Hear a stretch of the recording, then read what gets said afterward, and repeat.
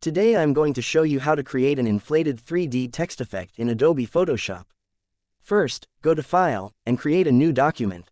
From the drop-down, select the pixels. I'll make the width 5903, the height 3935, the resolution 300 pixels, inch, the color mode RGB color, 8-bit, and the background contents, white. Then click Create. Open your horizontal type tool. The font, I'm using the Genti. Click on your document and type out your text. Open your Move tool, and position the text in the center. Click the FX icon and choose the blending options. Select Inner Shadow, the blend mode, Screen, the color, white, the opacity, 100%.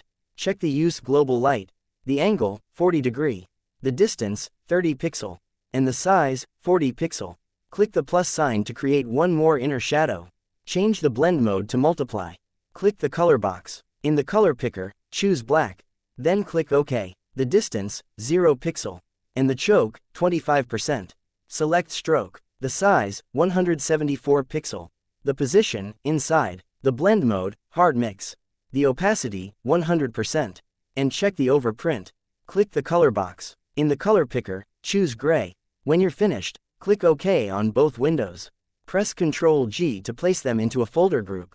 Go back to FX icon and blending options. Select Bevel and Emboss. The style, Inner Bevel. The technique, Smooth. The depth, 220%. The direction, Up. The size, 103 pixel. Uncheck the Use Global Light. The angle, 40 degree. The altitude, 30 degree. The gloss contour, select Linear. The highlight mode, Lean or Dodge.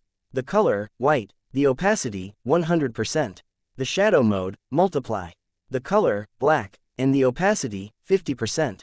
Select Contour. Under the Contour picker, select the half round, and the range, 100%. Select Drop Shadow. The blend mode, Multiply.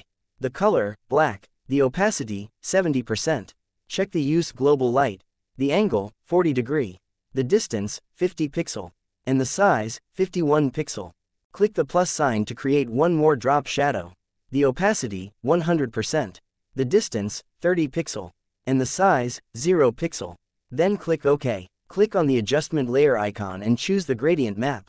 Move the gradient map layer above group layer. Then click on the clip to layer icon. Click the gradient box. Under the presets, you can choose whatever preset color. I'm just going to choose purples. Under the purples, you can choose whatever color you like. You can choose purple 1. You can choose purple 2, purple 3, purple 4, whatever you want. I think purple 6 looks good. Then click OK, and close Properties window. Select the bottom layer. Go back to File, place Embedded, and place the new background. Right-click inside the free transform box and rotate 90 degree counterclockwise. Drag these handles to resize the image. Hit Enter or Return when you're finished. And this is the result.